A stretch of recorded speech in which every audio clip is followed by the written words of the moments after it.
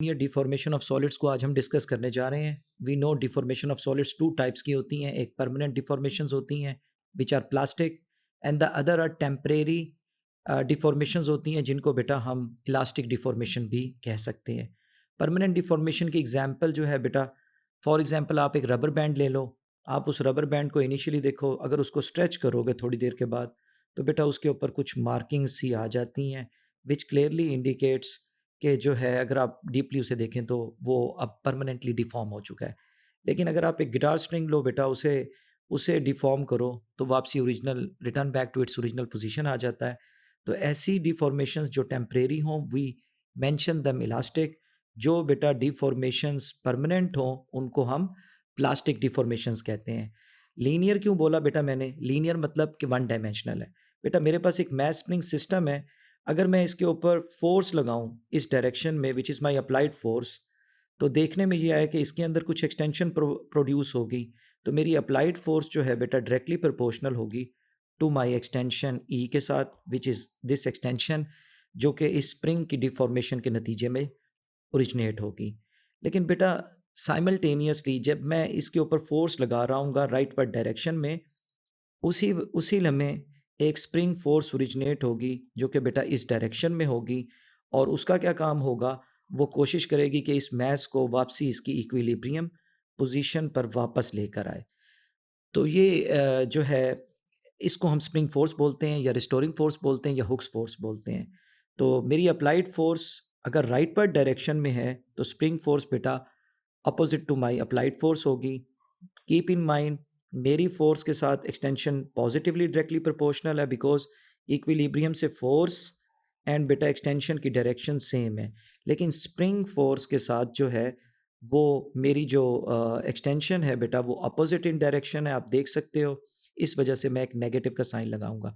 Furthermore अगर मैं इस मैस स्प्रिंग सिस्टम को बेटा कंप्रेस करने की कोशिश करूँ, तो ऑब्वियसली स्प्रिंग फ़ोर्स इस डायरेक्शन में होगी क्योंकि अब मेरी एक्सटेंशन इस डायरेक्शन में है, मेरी अप्लाइड फ़ोर्स इस डायरेक्शन में है। इस वजह से बेटा इस नेगेटिव साइन को हम किस तरीके से एक्सप्लेन करते हैं, जब हम कहते हैं कि भाई spring force directly proportion to negative of E है। इस नेगेटिव का मतलब ये हुआ कि स्प्रिंग फ़ोर्स ऑलवेज़ पॉइंट करेगी टुवर्ड्स इक्विलिब्रियम पोज़ीशन। जब आप बहुत ज़्यादा एक्सटेंड करोगे, आप ऑब्ज़र्व करें आपने बहुत ज़्यादा एक्सटेंड कर दिया है, तब भी बेटा स्प्रिंग फ़ोर्स इस डायरेक्शन में है और एक्सटेंशन इस डायरेक्शन में है टुवर्ड्स इक्विलिब्रियम पोजीशन। ये मेरी X is equal to 0 equilibrium position है। और जब बेटा आप इसको कंप्रेस करोगे लाइक हेयर, तो आपने देखा तब भी स्प्रिंग फोर्स जो थी वो टुवर्ड्स इक्विलिब्रियम पोजीशन थी। अब बेटा अगर मैं इसके ऊपर राइटवर्ड डायरेक्शन में फोर्स लगाता हूँ तो उसके नतीजे में एक एक्सटेंशन प्रोड्यूस होगी जिसे मैं ई बोल सकता हूँ।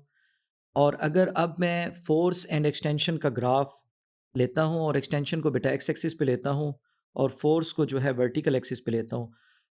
बाय द वे मेरी फ़ोर्स और spring force equal in magnitude हैं at every stage in terms of magnitude.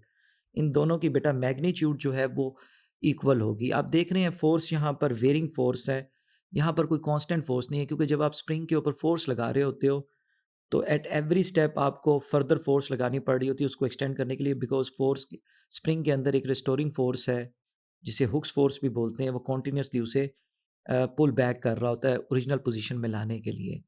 तो ऐसी फोर्सेस बेटा ये कांस्टेंट नहीं होती। इस तरह की फोर्सेस को हम बोल सकते हैं force as a function of displacement. जैसे जैसे हमारा ऑब्जेक्ट डिस्प्लेस हो रहा है बेटा फोर्स की वैल्यू चेंज हो रही है। फर्दर मोर हमने देखा force directly proportional to extension है हमारी अप्लाइड फोर्स। आप इसको अगर इन टर्म्स ऑफ मैग्नीट्यूड लो तो इसको इस तरीके से भी ले सकते हो, नेगेटिव के साइन को इग्नोर कर दो। स्प्रिंग फोर्स लो या अप्लाइड फोर्स लो एक ही बात है। मैं थ्रू आउट अप्लाइड फोर्स बोलता रहूँगा लेकिन keep in mind ultimate goal हमारा स्प्रिंग फोर्स है, because spring force and applied force बेटा इक्वल इन मैग्नीट्यूड्स हैं। तो कोई फ़र्क नहीं पड़ता, सिर्फ डायरेक्शन का इशू है तो डायरेक्शन को हम अगर for the time being ignore कर दें तो टॉपिक समझना हमारे लिए आसान हो जाएगा। अब बेटा अगर मैं इसके एक्सटेंशन को एक्स एक्सिस पे ले लेता हूँ और बेटा अप्लाइड फोर्स को वाई एक्सिस पे ले लेता हूँ, इन टर्म्स ऑफ मैग्नीट्यूड कहें तो वाई एक्सिस पे आपने स्प्रिंग फोर्स जस्ट मैग्नीट्यूड ले लिया, कोई फ़र्क नहीं है। तो बेटा ग्राफ किस तरह का बनेगा? The graph is going to be a straight line. क्यों स्ट्रेट लाइन होगा? बिकॉज़ हमने अभी देखा कि फॉर स्मॉल एक्सटेंशंस के लिए हमने देखा कि हमारी फ़ोर्स जो है वो डायरेक्टली प्रोपोर्शन टू एक्सटेंशन है द स्प्रिंग फ़ोर्स मैग्नीट्यूड की टर्म में। यहाँ पर भी आप इसे स्प्रिंग फ़ोर्स ले सकते हो, अप्लाइड फ़ोर्स लें या स्प्रिंग फ़ोर्स लें, एक ही बात है, सिर्फ डायरेक्शन का इशू है। तो मैं फ़िलहाल मैग्नीट्यूड ले रहा हूँ, तो spring force and applied force की मैग्नीट्यूड की सेंस में लेने की वजह से मुझे नेगेटिव साइन को फ़िलहाल इग्नोर मैं कर सकता हूँ और मैं करूँगा थ्रू आउट माई टॉपिक।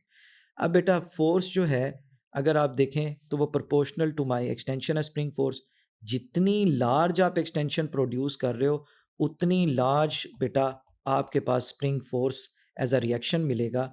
तो अब बेटा हम इस कांस्टेंट ऑफ प्रोपोर्शनैलिटी को अगर ख़त्म करना चाहें तो we can write it is equal to K times E. It's like an equation of straight line. अगर आप देखो, this is Y, this is बेटा M, this is my X, Y is equal to M X बन गया, plus सी zero है। ज़ाहिर है initially कोई एक्सटेंशन थी ही नहीं मेरे ऑब्जेक्ट स्प्रिंग में, तो इनिशियली वो इक्विलिब्रियम पर था, तो इस वजह से सी ज़ीरो होगा।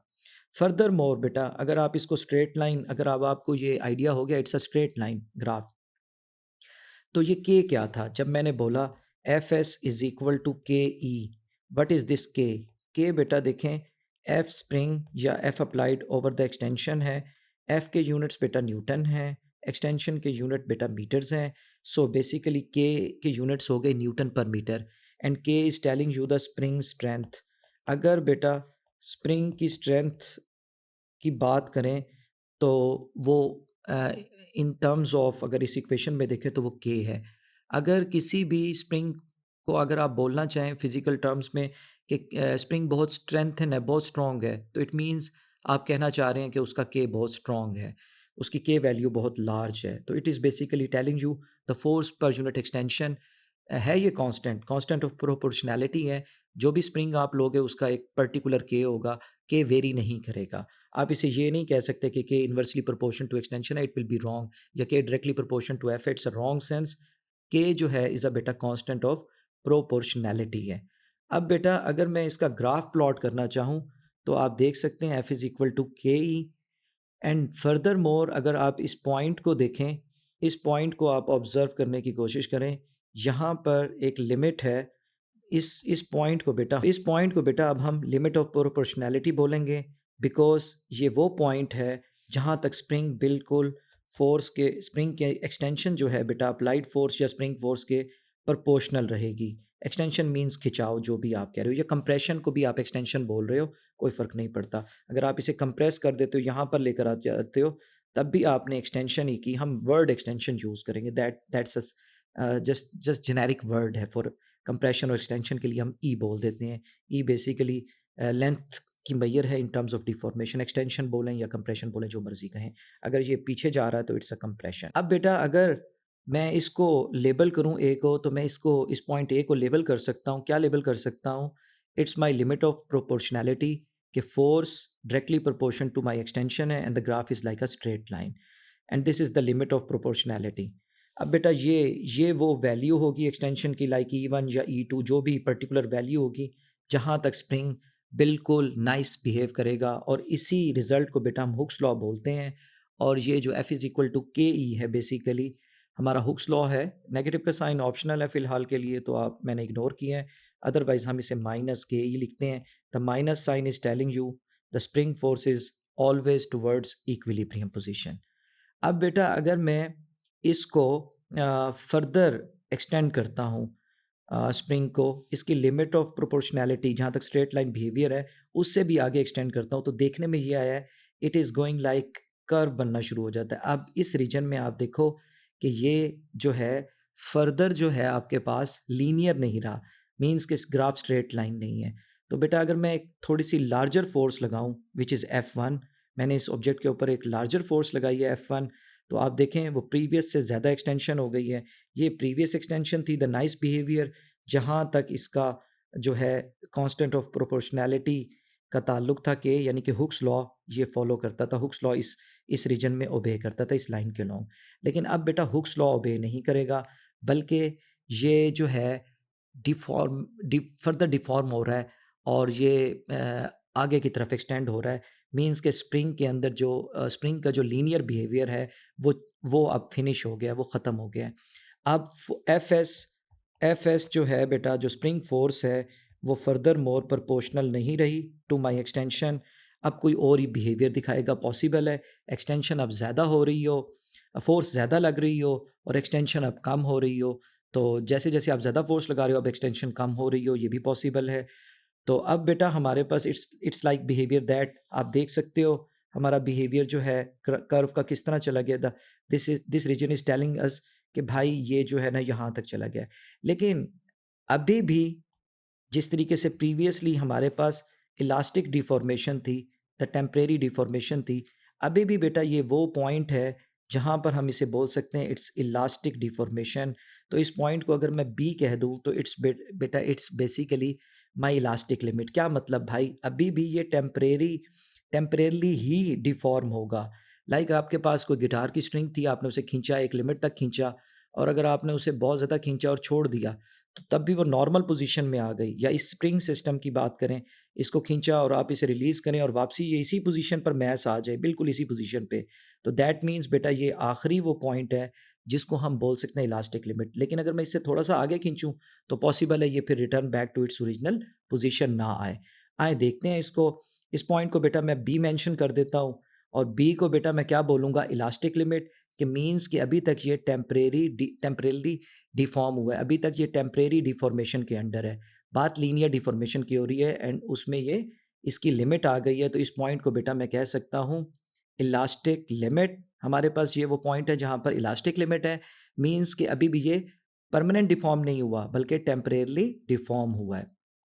अब बेटा अगर मैं इसको फर्दर उसके ऊपर स्केच करूँ, इसके हवाले से देखूँ, इसके हवाले से देखूँ, तो ये वो मैक्सिमम इसकी रेंज है जहाँ तक ये टेम्परेली डिफ़ॉर्म हो सकता है। एवरी स्प्रिंग की बेटा ये लिमिट डिफरेंट होगी। हर मटेरियल की ये लिमिट डिफरेंट होगी। जिस तरह हर मटेरियल की बेटा लिमिट ऑफ प्रोपोर्शनैलिटी डिफरेंट है, उसी तरीके से बेटा हर ऑब्जेक्ट की, हर मटेरियल की इलास्टिक लिमिट भी डिफरेंट होएगी।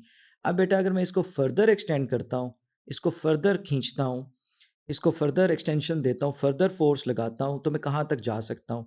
ज़ाहिर है there will be some limit.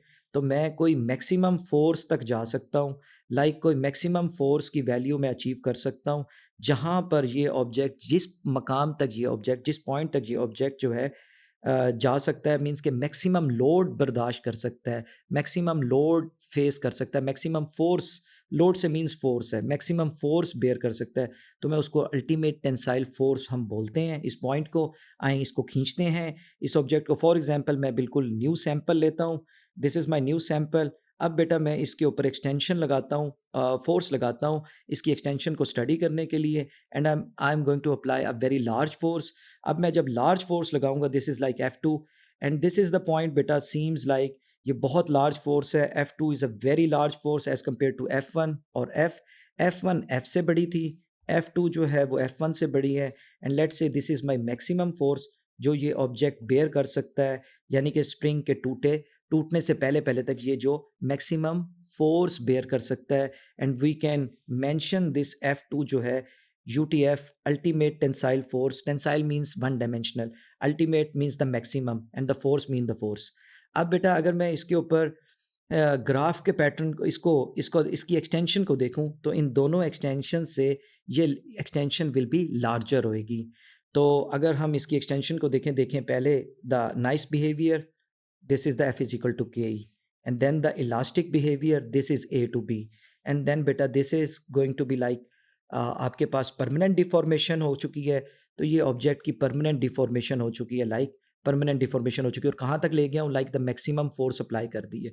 अब इस ऑब्जेक्ट को मैं जब छोड़ूंगा तो ये परमानेंट डिफॉर्म हो चुका है बेटा, it will never return back to its original position. आए इसको रिलीज करके देखते हैं, तो देखें ये समवेयर जो है कहीं इस रीजन में, इवन इलास्टिक लिमिट से भी आगे के किसी रीजन में आकर ये स्टॉप हो गया। इट मीन्स ये परमानेंटली डिफॉर्म्ड हो चुका है ऑब्जेक्ट। अब बेटा अगर मैं इसको ग्राफ के पॉइंट ऑफ व्यू से देखूं, तो ऑब्वियसली ये रीजन है जो बी से आगे, इसी वजह से बी को हम इलास्टिक लिमिट बोलते हैं। अगर बी से मैं आगे गया हूं तो बेटा वो कौन सा रीजन है, वो रीजन है हमारे पास, बेसिकली वो कौन सा रीजन इंडिकेट कर रहा है, वो रीजन इंडिकेट कर रहा है बेटा हमारे पास जैसे मैंने बताया अल्टीमेट टेंसाइल फोर्स वाला रीजन। तो बेटा this is the way and this is my value. अगर आप ऑब्जर्व करो, ये वो पॉइंट होगा जहाँ पर अल्टीमेट टेंसाइल स्ट्रेस। आप बी से ज़रा सा भी आगे गए तो ऑब्जेक्ट जो है परमानेंटली डिफॉर्म हो जाएगा, इलास्टिक बिहेवियर खो देगा। तो इस वजह से इसको हम प्लास्टिक रीजन बोलते हैं, इसको हम इलास्टिक रीजन बोलते हैं, एंड दैट इज़ बेटा लिमिट ऑफ प्रोपोर्शनैलिटी रीजन। आए इसको आगे इसको स्टडी करते हैं। तो इस पॉइंट को मैं क्या बोलूँगा, the maximum load, the maximum force this object, this mass spring system can afford before breaking बेटा। तो अब मैं जब इसके ऊपर स्टडी करूँगा तो इस फोर्स को मैं क्या बोल सकता हूँ बेटा, मैक्सिमम फोर्स। तो ये मेरे पास मैक्सिमम फोर्स हो गई। और इस पॉइंट को मैं क्या बोलूँगा बेटा, सी पॉइंट कह देते हैं क्योंकि ए बी हो चुके हैं। तो सी कौन सा पॉइंट होगा बेटा, UTF, the ultimate tensile force वाला पॉइंट, जो कि ये मैक्सिमम बेयर कर सकता है, एंड दिस इज़ बेटा अवर यूटीएफ। बेटा अब क्या होगा अगर मैं इस ऑब्जेक्ट पे फर्दर फोर्स लगाऊं, अगर मैं इस ऑब्जेक्ट पे फर्दर फोर्स लगाता हूँ, इसको फर्दर एक्सटेंड करता हूँ, इसको खींचता चला जाता हूँ इस मैस स्प्रिंग सिस्टम को, तो क्या होगा? तो अब आप बिलीव करें, इस पॉइंट पे पहुंचने के बाद ऑब्जेक्ट्स जो हैं लाइक रेडी हो चुके होते हैं कि थोड़ी सी और फोर्स लगाओ तो वो टूट जाए।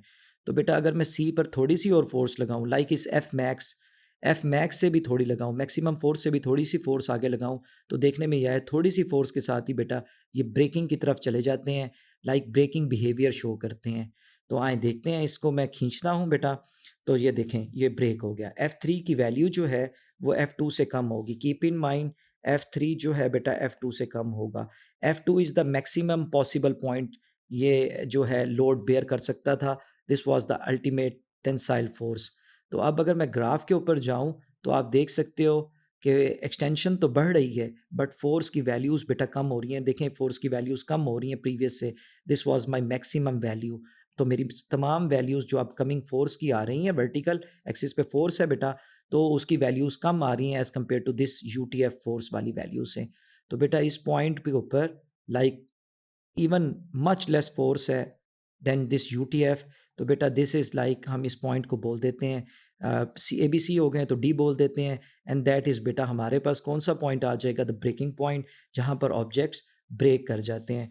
तो अब हमने अपने हुक्स लॉ के हवाले से देखा, इस रीजन को बेटा हम क्या कहते हैं, हमारे पास जो जो है लिमिट ऑफ प्रोपोर्शनैलिटी का रीजन है, बिल्कुल ज़बरदस्त। और ये कौन सा रीजन है, ये बेटा हमारे पास इलास्टिक रीजन है। अगर मैं इसको प्रॉपरली लिखूं तो मैं इसको लिख सकता हूं बेटा, this is my elastic region, and this region को बेटा मैं किस तरीके से लिख सकता हूँ, this is my plastic region, and this is बेटा ब्रेकिंग वाला रीजन है, जहाँ पर ऑब्जेक्ट्स जो हैं डिस्ट्रॉइंग की तरफ जा रहे हैं, ब्रेक हो रहे हैं।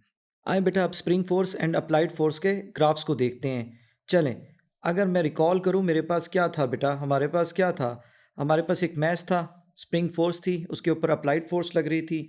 ये मेरे पास अप्लाइड फोर्स थी इस डायरेक्शन में, और बेटा स्प्रिंग फोर्स इस डायरेक्शन में थी। दोनों का एक्सटेंशन के साथ इशू नेगेटिव साइन का था। आए उस ग्राफ को देख लेते हैं। जैसे ही बेटा हम चलेंगे तो हमें हमें पता है, वी नो, अब इसके अंदर जो है कुछ एक्सटेंशन हो गई from here to there, because this is my equilibrium position, X is equal to zero, and this is बेटा मेरी एक्सटेंशन हो गई। तो अब बेटा जब मैं इस एक्सटेंशन को मेंशन करूँगा तो obviously my extension is E. अब बेटा we know spring force and applied force दोनों क्या हैं, बड़े इक्वल हैं बट अपोजिट इन डायरेक्शन है। तो F S is equal to बेटा मेरे पास क्या हो गया, minus F A. I am mentioning F A as an applied force, जो आप लगा रहे हो, और जो स्प्रिंग लगा रहा है वो this is F S force, जो स्प्रिंग बैकवर्ड डायरेक्शन में लगा रहा है। अब बेटा अगर मैं इनके ग्राफ्स बनाऊं, इसको बेटा मैं अब अप्लाइड फोर्स ले लेता हूं। आए देखते हैं इसका ग्राफ कैसे बनेगा, लाइक दैट वे जैसे अभी हमने प्रीवियस बनाया। और बेटा अगर मैं दोबारा force axis and x axis लेता हूँ, एक्सटेंशन लेता हूँ, उसका ग्राफ बनाता हूँ, स्प्रिंग फोर्स का बनाता हूँ, तो देखें क्या होगा मेरे पास। इसका ग्राफ बेटा किस तरह बनेगा, इसका ग्राफ इस तरह बनेगा। तो what is the difference between the both of these graphs, बेटा बहुत सिंपल है। F S it is telling is equal to minus times K E, क्योंकि negative sign indicating force is basically जो है acting towards equilibrium position every time. This is my equilibrium position. अब बेटा देखो extension यहाँ पर क्या है, नेगेटिव है, इट इज़ इंडिकेटिंग कंप्रेशन। जब स्प्रिंग कंप्रेस्ड हो रहा है बेटा, कंप्रेस स्टेट में जा रहा है, तो आप देखो फोर्स जो है that is going to become जो है बेटा मेरे पास पॉजिटिव है। तो स्प्रिंग फोर्स जो है बेटा मेरे पास क्या हो रहा है, इज़ पॉजिटिव है। तो जब एक्सटेंशन बेटा नेगेटिव है, फोर्स इज़ जस्ट पॉजिटिव। और ओवर हेयर देखें, जब एक्सटेंशन बेटा हो रही है, like displacement in positive direction है, आप देख सकते हो एक्स की पॉजिटिव वैल्यूज़ हैं, ई पॉजिटिव आ रहा है बेटा हमारे पास, एक्सटेंशन पॉजिटिव है, उस वक़्त फोर्स नेगेटिव है। So this is own simply telling you कि इस ग्राफ को देख के बाज़ बच्चे कन्फ्यूज़ हो जाते हैं। इट्स सिंपली टेलिंग यू कि फोर्स एंड एक्सटेंशन जो है because of this negative sign जो है ये ग्राफ जो है like Y is equal to बेटा हमारे पास किसके इक्वल हो जाएगा, Y is equal to minus X plus C, obviously हमारे पास ज़ीरो है। एंड देन बेटा हमारे पास यहाँ पर देखो, यहाँ पर हमारे पास एक्सटेंशन भी पॉजिटिव है, फोर्स भी पॉजिटिव है, because this is my applied force. अगर आप ऑब्ज़र्व करो तो ये मेरे पास अप्लाइड फोर्स है। अच्छा बेटा समटाइम्स वो क्वेश्चंस के ग्राफ में दे देता है कि show that it does it obey Hooke's law और नॉट। अगर फॉर एग्ज़ाम्पल वो आपको क्वेश्चन पेपर में दे दे, मैं इसी एक्सिस को कॉपी कर लेता हूँ। एंड अब जो है फॉर एग्ज़ाम्पल बेटा मेरे पास ये है, और वो आपको कहीं मिड वे में कोई ग्राफ दे देता है और वो पूछता है आपसे कि डज़ इट ओबेज़ हुक्स लॉ और नॉट। तो अब हमें तो नहीं पता कि ये ओरिजिन पर स्टार्ट कर रहा है कि नहीं कर रहा है। It can be anything like that as well. ये एक्सिस को कट कर रहा है इस तरीके से, और वैल्यू जो है वो आपको नज़र आ रहा है कि फॉर एग्ज़ाम्पल मैं इसके ऊपर रख देता हूँ, और अब मैं वैल्यू जो एक्सिस के ऊपर वैल्यू है बेटा, वो स्टार्ट ही 5 से डिस्प्लेसमेंट कर रहा हूँ, इन टर्म्स ऑफ मीटर है या सेंटीमीटर्स है, I don't know, multiply by 10 raise to power -2 भी हो सकता है स्केल में। अब हमें नहीं पता कि ये ओरिजिन से शुरू हो रहा है कि नहीं हो रहा, तो कैसे टेस्ट करते हैं हम? What's the way? तो बेटा आप कोई भी पर्टिकुलर इसकी जो है एक वैल्यू ले लो, आपके पास ये x1 की वैल्यू आ जाएगी, यहाँ पर f1 की वैल्यू आ जाएगी। इसी तरीके से बेटा कोई और वैल्यू x2 ले लो, एंड देन आप ले सकते हो f2 की वैल्यू। तो बेटा अगर ratio f1 over x1 equals to f2 over x2 आ रहा है, that is obviously it must be passing through the origin. तो ये कहीं ओरिजिन से पास करेगा, तो it does obey Hooke's law, है तो स्ट्रेट लाइन। लेकिन अगर ये रेशियो इक्वल नहीं आती, for example f1 over x1 is not coming equal to बेटा हमारे पास f2 ओवर द x2, तो देन ये क्या होगा बेटा, it is not going to obey the Hooke's law. तो ये हुक्स लॉ नहीं फॉलो कर रहा। फर्दर मोर के को बाज़ निकालना होगा आपको समटाइम्स क्वेश्चन पेपर्स में। वेरी सिंपल बेटा, take the gradient and you will get the value of के।